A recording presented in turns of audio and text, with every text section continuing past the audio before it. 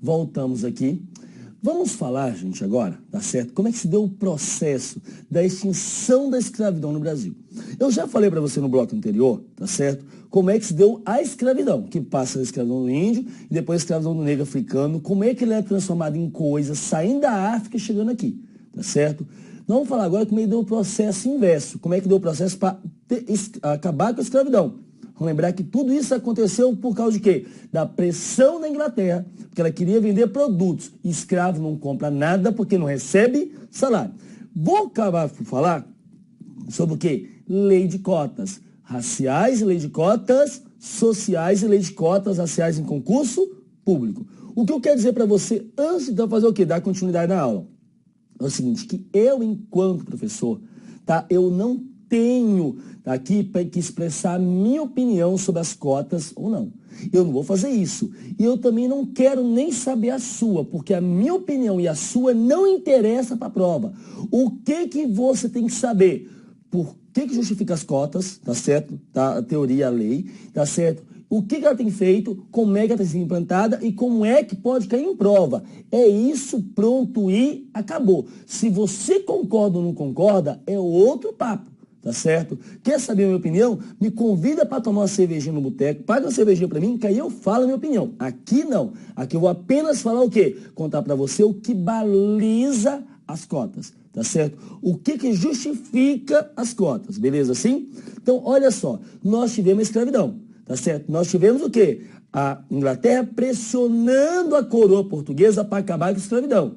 E é por isso que em 1850 você vem o quê? Você vem a Lei Eusébio de Queiroz. O que falava a Lei de Eusébio de Queiroz, gente? Ela proibiu o quê? O tráfico negreiro. Isso aqui era a situação que vinham os negros no que, gente?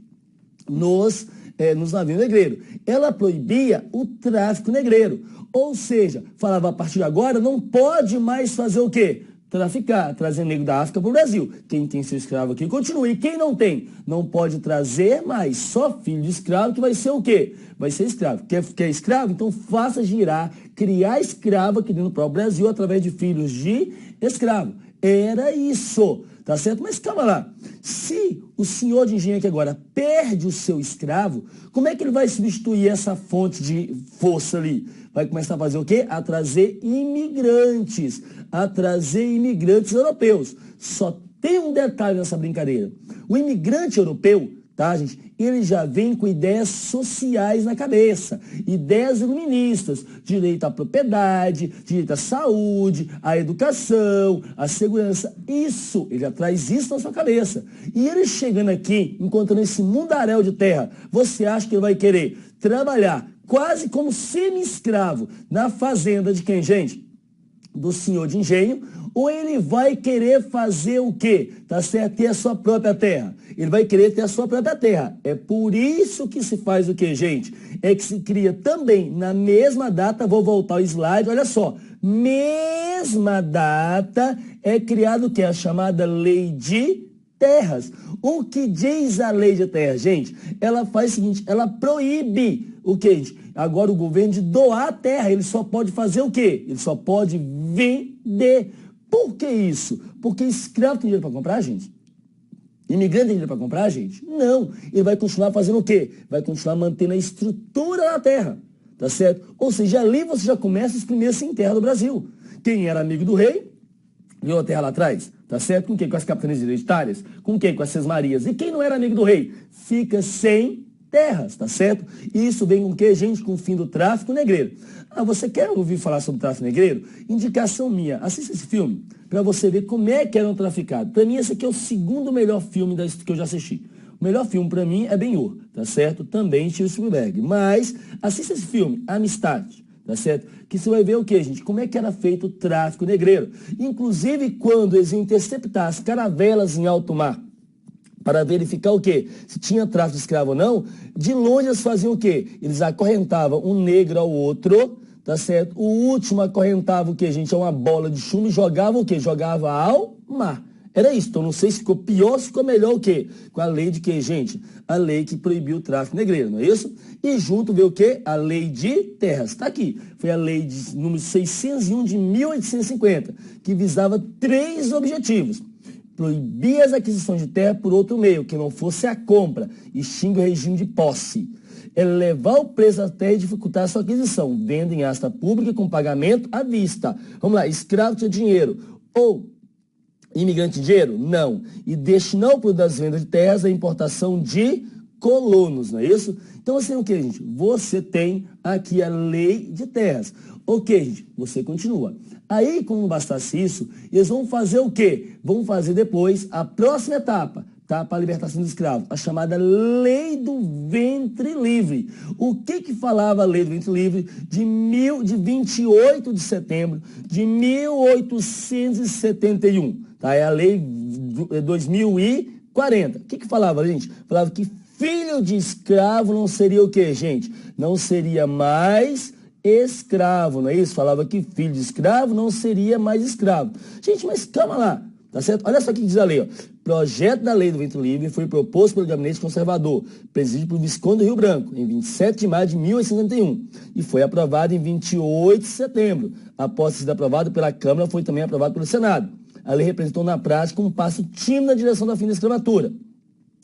Declara de condição livre os filhos de mulher escrava que nasceram desde a data dessa lei, liberta os escravos da nação e os providencia sobre a criação e tratamento daqueles filhos menores e sobre a libertação anual de escravo. Gente, calma lá, vem comigo, fala comigo uma coisa aqui. Simplesmente, filho de escravo vai crescer aonde, gente? Vai crescer simplesmente aonde, gente? Na senzala. Então, filho de escravo vai ser o quê? Escravinho. Vai fazer o quê na vida? Me diz. Vai fazer o quê na vida? Tá? Mudou o quê? Falar que tá liberto? Ah, então o dono da fazenda, ó, meu amigo, é o seguinte, já tem 10, 11, 12 anos, tem obrigação contigo não, cai fora. Vai fazer o quê na vida? Então, filho de escravo é o quê, gente? Escravinho mudou o quê? Tá? Aí vai fazer o quê? Até que vem uma outra lei, a chamada Lei do Sexagenário. Essa é um absurdo. Aliás, você já sabe, né, que absurdo não é goiano falando errado. Absurdo é um absurdo tão grande, mas tão grande que é um absurdo duas vezes, é um absurdo. É isso, se fosse gaúcho, falava trissurdo, não é isso? Gente, o que acontece? Olha o que falava a Lei do Sexagenário. Ela falava o quê, gente?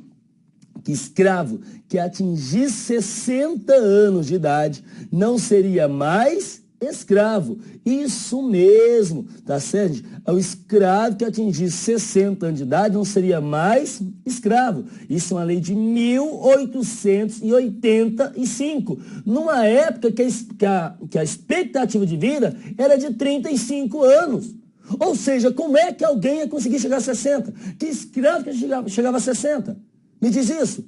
E o que chegasse? Estava produzindo ou estava dando prejuízo para o senhor da fazenda, seu de engenho? Ah, tá dando prejuízo, sabe o que ele fazia? Tá aqui, meu amigo, tá aqui essa alforria e cai fora da minha fazenda. Vai acontecer o que é esse escravo, gente? Alguém vai dar emprego para negro? Alguém vai dar esmola para negro? Esse sujeito vai morrer à míngua à beira da estrada. Foi assim que foi tratado o negro no Brasil. Tá certo? Foi assim que foi tratado o negro no Brasil.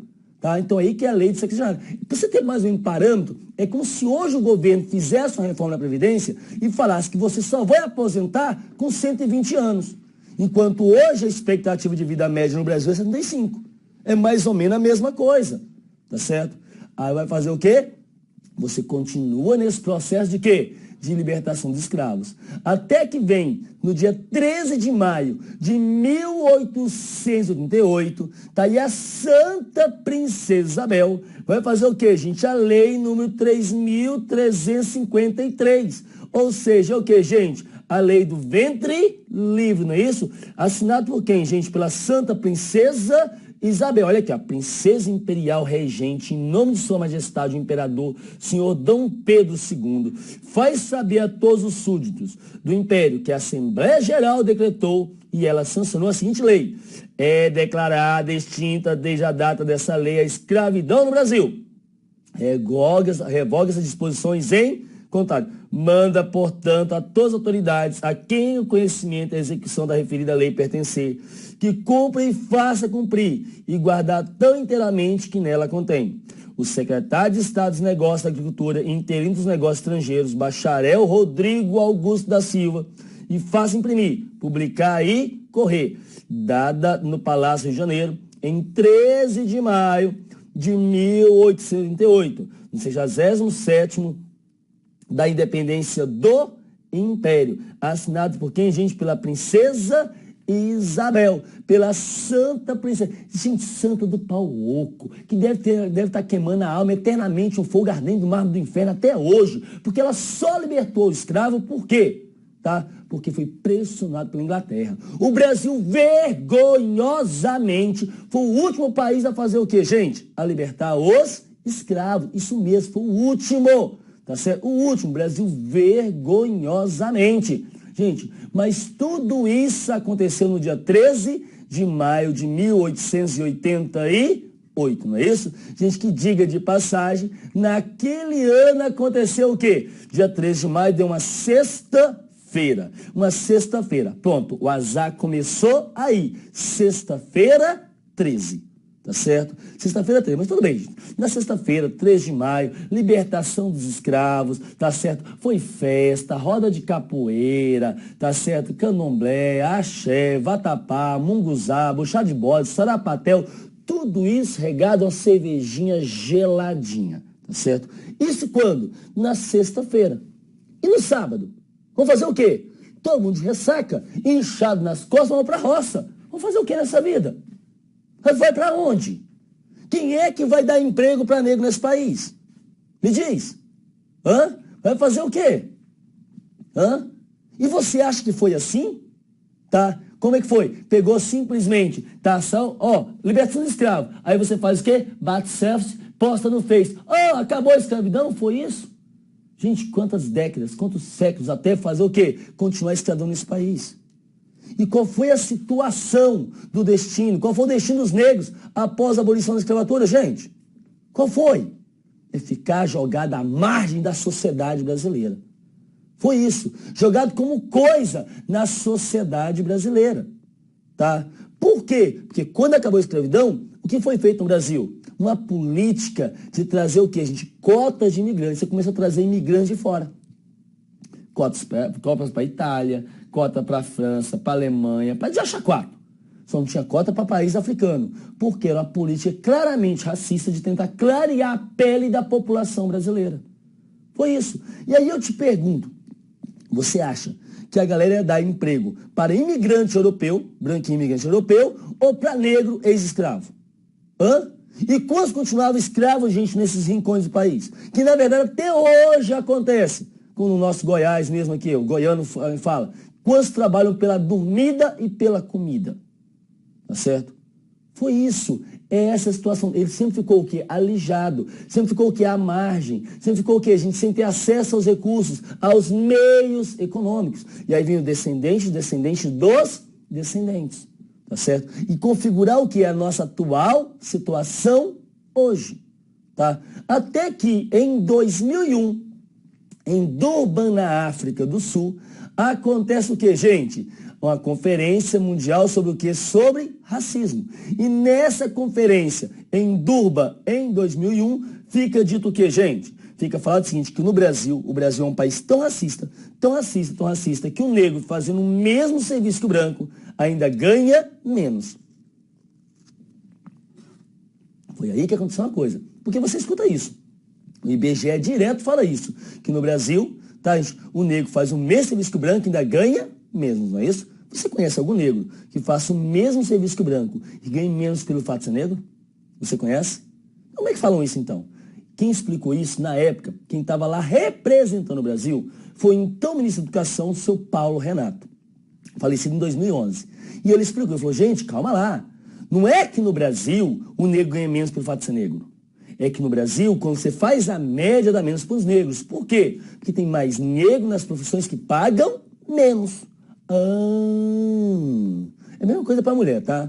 A mulher também ganha menos. Não é que a mulher ganha menos lá da... É por quê, gente? É simplesmente porque tem mais mulheres nas profissões que pagam menos. Depois eu explico por que isso, tá? Mas vamos lá. Então foi isso. Aí eles perguntaram, vamos fazer o quê? Mas por que os negros, tá certo, estão nas profissões que ganham menos? Aí ele falou... Porque eles não têm condições de pagar uma faculdade particular e não conseguem fazer o quê? Passar na universidade pública. Ah, por quê? Como se não soubessem. Ah, porque o ensino público não presta. Tá? Então eles vão fazer o quê para mudar essa realidade? É aqui a gente fala assim, já sei, vamos criar o quê? A lei de cotas. tá certo? Vamos criar a lei de cotas, no caso aqui, tá certo? Aonde falava o quê? Que 20% das vagas em universidades públicas são reservadas para quem, gente? Para quem declarasse negro, tá certo? Foi isso. E fizeram isso aonde? A primeira universidade a adotar a política de cotas. Eu estou falando para vocês, política de cotas, estou falando lei, porque a lei tem que passar no Congresso. Foi uma política. A primeira universidade a adotar uma política de cotas foi a Universidade Estadual da Bahia e do Rio de Janeiro. Só que ele não bafafá danado. Por que não bafafá danado? Uma menina loirinha, chamada Aline, tirou 96 pontos na prova de medicina e ficou de fora, para um rapaz que se autodeclarou negro, tirou 70 e poucos pontos. E ela fez o quê? Entrou na justiça, alegando o quê, gente? A própria Constituição, que fala o quê, gente? Que todos são iguais perante a lei, sem distinção de qualquer natureza, garantindo-se aos brasileiros estrangeiros residentes no país a inviolabilidade do direito à vida, à liberdade, à igualdade, à segurança e à propriedade. Nos termos seguintes, homens e mulheres são iguais em direitos e obrigações, e ninguém será obrigado a fazer ou deixar de fazer alguma coisa senão em virtude da lei. Ela só esqueceu uma coisa, gente, que da mesma forma que todos são iguais perante a lei, ela esqueceu o quê? Um princípio, gente, até de quem? De Aristóteles, que está na nossa Constituição, que fala o quê? Devemos tratar os iguais de formas iguais e os desiguais de formas desiguais na medida da sua desigualdade. É isso. Gente, vê se a história permitiu a mesma coisa para ambos, para negros e brancos. Permitiu, gente? Não permitiu. Então, o que acontece? Você vai ter o quê? Você vai ter, tá, essas cotas. Foi implementado, mas vai falar assim, não, deu problema. Não vamos utilizar mais a expressão negro, vamos utilizar a expressão afrodescendente. E a primeira universidade federal a adotar o quê, gente? As cotas raciais para afrodescendente foi qual? A Universidade de Brasília. Só que, de novo, deu um bafafá danado. Por que isso? Porque gêmeos idênticos foram os dois escrever, tá certo? E aconteceu o que, gente? Simplesmente, idênticos, são irmãos aqui. Simplesmente tá? Não sei nem qual dos dois. Um foi aceito e o outro não. Aí perguntou, qual é o critério? Que gêmeos idênticos não são aceitos. Me diz, qual é o critério? Tá? Então, você fez o quê? Começou a questionar isso. Existe o quê? Um padrão? Existe como se fosse uma tabelinha de tinta, na casa de tinta lá para colocar do lado? Não tem. Como é que você faz esse critério aqui? E dois, começou a se questionar o seguinte, quem entrava pela política de cotas entrava com a nota de corte menor. Era lógico que ia entrar menor. Se fosse para entrar com a mesma nota de corte, não precisava da política de cotas. Tá certo? Mas vai fazer o quê? Falava mais. Queria cair o nível da faculdade. Caiu. Segundo pesquisa divulgada pela própria Universidade de Brasília, diz que não. Porque quem entra pela política de cotas procura valorizar mais a sua vaga. Tá certo? O problema dele é conseguir se manter nas cotas. Se manter na universidade. Aí a universidade tem uma série de programas para conseguir que ele fique lá. Por que isso? Porque ele vem de classe pobre e não consegue se manter. É isso. Mas no Rio de Janeiro, um missionário resolveu fazer o quê? Um cursinho pré-vestibular para negro. Para que isso? Para que ele pudesse passar com a nota de corte menor. O que aconteceu? Simplesmente quando ele faz lá o cursinho, quem vai se inscrever? Um branquelo do morro. E quando o branquelo do morro chega lá, o que acontece? Simplesmente fala, não, mas você não pode se inscrever. E o branquelo, por que eu não posso? Ah, porque você não pode. Mas por que eu não posso? Ah, porque você não pode. Por que eu não posso? Porque você não é negro. E o branquelo? Mas qual é a diferença para vocês? A cor da pele? Sou tão lascado quanto vocês. Sou tão lascado quanto vocês. É aqui, gente, que começou a discutir que talvez a maior discriminação não seria a racial, mas seria a social. E é por isso que vem fazer o quê? Que se debateu isso. E por isso foi criado o quê, gente? A Lei 12.711 de quê, gente? De 2012. E que lei é essa? É a lei que cria cotas aonde, gente? Para as cotas sociais. É a lei de cotas sociais. É a lei que vai criar o quê? 50% das vagas em universidades públicas devem ser reservadas para quem, gente? Para quem vem de escolas públicas. É a lei de cotas social, tá certo? O que diz essa lei? Olha só, gente, tá? A lei de cotas é o seguinte, ó. Tá? Primeira coisa, que a lei garante reserva de 50% das matrículas, tá? e por curso e turno nas 50 universidades federais e 38 institutos federais. Ou seja, eu tenho que ter para cada curso metade das vagas para a universidade pública, para a escola pública. Ou seja, eu tenho 100 vagas para medicina, 50 vem para a escola pública. Tá certo? Mais um detalhezinho básico, tá? Eu tenho, por exemplo, 100 vagas da medicina, sendo 50 diurno e 50 noturno. Então, 25 para a escola pública e 25 para a escola pública. É assim, é por turno e por curso, tá certo? Mais ainda, tem que vir o quê? De aluno que cursou integralmente o ensino médio em escola pública, em cursos regulares ou de educação de jovens e adultos.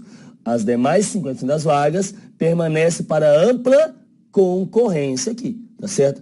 As vagas reservadas estabelece a sistemática preenchimento das vagas reservadas. Como é que é feita a distribuição? Gente, não é só, tá, distribuir por raça, tá? É como ainda, mas assim, as vagas reservadas, as cotas, 50% das vagas de distribuição serão subdivididas. Ou seja, quem vem da escola pública, olha só, de cada 100 vagas, vamos supor, metade para a escola pública. Da escola pública, metade, tá certo? Para quem vem o quê? De baixa renda e metade para quem vem o quê, gente? Do restante da renda aqui, ampla concorrência. Dentro dessas 25 aqui, metade para quem? Para quem é negro, tá certo? Ou índio, tá certo? E mais o que, gente? E simplesmente outra metade para quem? Para ampla concorrência. E aqui a mesma coisa, metade para negro ou índio, tá certo? E metade para ampla concorrência aqui. Então tá aqui, ó. Como é feita a distribuição das cotas? As vagas reservadas às cotas serão subdivididas.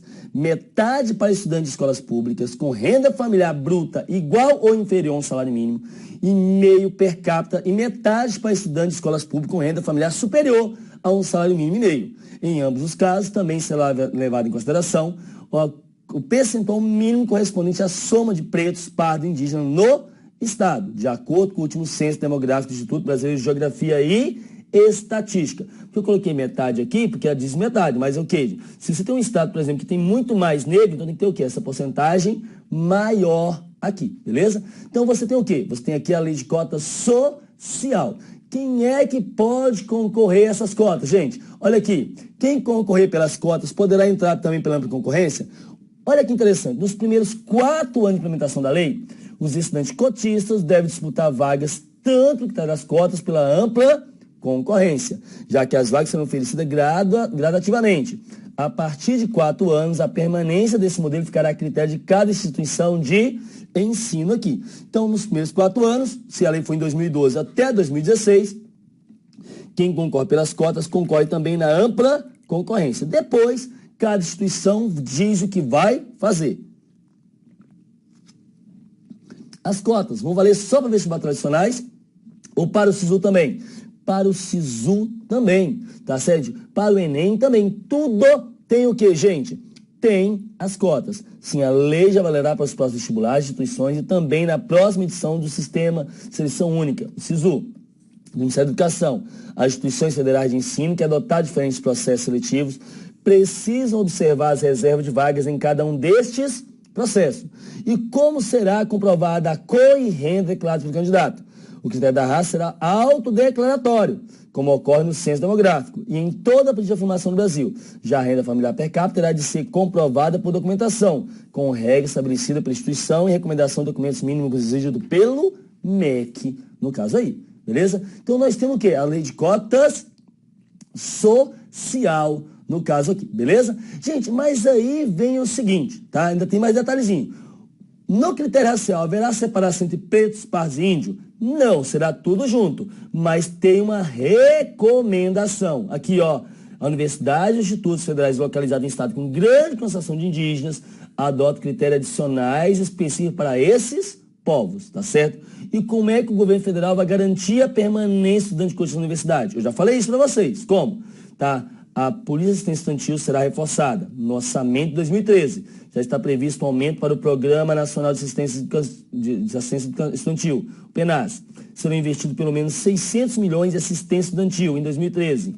O MEC está articulando com os reitores a política de acolhimento dos alunos cotistas, que também gira em torno da política de tutoria e nivelamento. Então você tem toda essa, essa política para tentar fazer o quê, gente? Dar toda a condição para quem? Para que o negro possa fazer o quê? Cursar a universidade. Então, olha só o resuminho que a gente tem aqui para você, tá? Do total de vagas, 50% o quê, gente? Vagas gerais. E 50% para o aluno que vem da escola pública. Se eu posso falar para vocês que hoje tem muito mais do total de estudantes no Brasil, tem mais da metade em escola pública, então os 50% ainda não atende toda o que é a demanda.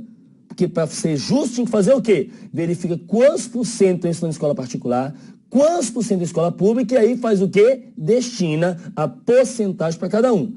Dentro desses 50% das vagas, metade, tá certo? É o quê, gente? Para pessoa que vem de baixa renda. Um salário mínimo e meio per capita por pessoa, tá certo? E já o quê, gente? Outros 50% é para quem? Para quem vem com salário mínimo por pessoa ou mais. Dentro dessa aqui, simplesmente o quê, gente? Metade é para quem? Para quem vem para pretos, pardos ou indígenas. E a outra metade para ampla concorrência. Já que a mesma coisa. Então, com esse esqueminha, ficou fácil você entender o porquê das cotas. Tá certo? Professor, mas se o aluno veio da escola pública, ele, se estiver bom com o seu ensino, ele vai concorrer do mesmo jeito. Não é do mesmo jeito. Uma coisa é a pessoa que sai, tá certo, de casa, alimentado, tá certo, com transporte, com a família estruturada, tá certo, e vai para a escola estudar. E que tem um curso de inglês, e que tem um curso de teatro, e tem um curso de teatro a quatro. Outra coisa é a pessoa que sai da favela, tá certo? Que não vê nem a mãe porque saiu cedo, o pai não sabe onde é que está. Uma família estruturada, porque isso foi fruto de toda uma construção histórica, social, econômica, tá, gente, desse país, tá? E vai para a escola para comer, porque não tem que comer em casa. E por que não tem? Porque é fruto de toda uma construção histórica. Como é que esses dois sujeitos vão concorrer em pé de igualdade? Me diz, tem condições? Não tem. Foi por isso que foi criado o quê? A política de cotas, para tratar os iguais de formas iguais e os desiguais de forma desiguais. Se você não concorda, lembre disso para fazer uma redação. Tá certo? Lembre-se disso, porque isso vai ser cobrado, como já foi cobrado em prova. Como foi cobrado, por exemplo, na redação, tá? No concurso do tribunal do TJDFT, tá certo? Que caiu sobre o quê? Perdi para você falar sobre o keynesianismo, que eu já expliquei isso para vocês, falar sobre as políticas sociais implementadas pelo governo e quais os resultados dessas políticas sociais. Então é isso, tem que conhecer para poder escrever. Se você concorda ou não concorda, é outro papo. Mas lembre-se que você está pedindo emprego para o governo. E se está pedindo emprego para o governo, tem que fazer o quê? Tem que falar, opa, calma lá. Eu pedi emprego para essa empresa, eu tenho que falar bem da empresa, não vou falar mal não. Eu tenho que concordar com a política que eles estão implementando. A sua peça no concurso, depois você faz o que você quiser, beleza? Professor, beleza, consegui entender a política de cotas, tá? Em universidades públicas. Só tem um problema. Eu não concordo para quem? Para concurso público. Porque, afinal de contas, se ele estudou, se ele se formou, então agora que concorda todo mundo, igual, não é isso? Para falar das cotas de concurso público, eu vou ter que falar de quem, gente? Do Estatuto da Igualdade Racial. A Lei 12.288, do dia 20 de julho de 2010, tá certo? Mas para falar do Estatuto da Igualdade Racial, para falar da lei de cotas do que, gente? Raciais e mais trabalho escravo e a PEC 81, que alterou o artigo 243 da nossa Constituição, eu vou fazer o quê? Eu vou para o intervalo e volto já, já.